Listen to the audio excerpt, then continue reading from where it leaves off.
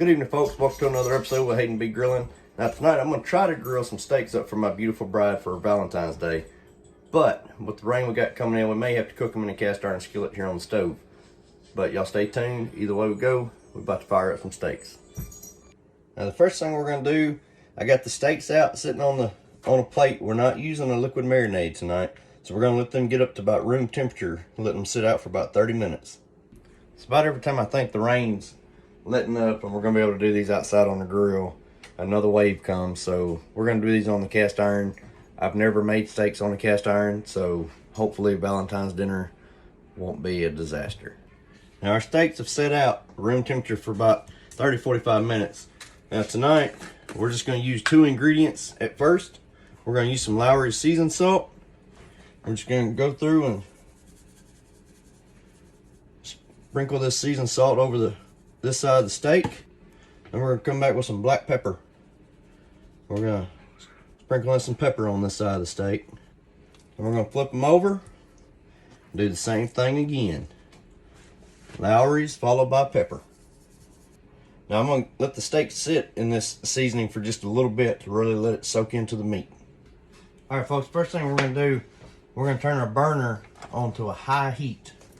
Alright, then we're going to, it said to use granola oil because it provides the highest temp, but I didn't have any of that. We're going with just regular old vegetable oil, but we're just going to pour enough in here to coat the bottom of our cast iron skillet. Now while I'm waiting on my oil to heat up, I just got these baked potatoes that's wrapped in plastic.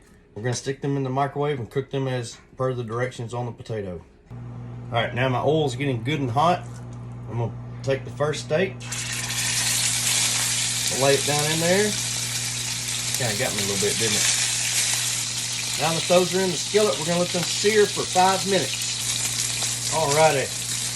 Now we're going to give these dudes a flip.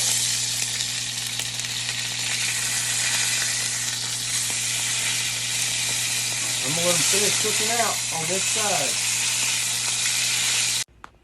Now I've added some butter, and I'm going to continue to kind of dip that on top of the steak, give it some extra flavor.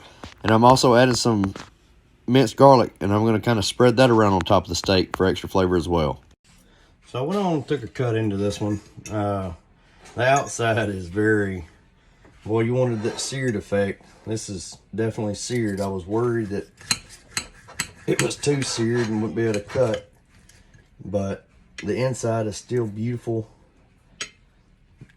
Beautiful coloring, a lot of juices in it. So we're about to give it that all important taste test.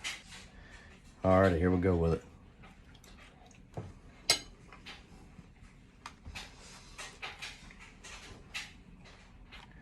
Alright folks, so it was definitely good. It was juicy. I did more than sear the outside though. I crusted it. I mean, full on crust, burnt on the outside. And so I definitely need to work on this cast iron skillet steak game if I want to continue doing this. Very good flavor. I just hate that it's got that burnt taste on the outsides. But we're about to get the rest of the dinner put together. Alrighty folks, so nice little Valentine supper. We got our salad, baked potato loaded, and our steak. Again, I'm disappointed how that steak turned out. The inside is perfect, but the outside burnt in that cast iron skillet. I got some learning to do there. So I'm a little bummed about that. Actually, I'm really bummed about that. But first time trying it. It's got great flavor, so I'm definitely going to try it again. But y'all, let me know if you got any pointers on cooking a steak on a cast iron, please. I'm all ears. So y'all let me know what you think. If you like the video, if you don't like the video, I understand. But please like, subscribe, and we'll see you on the next one.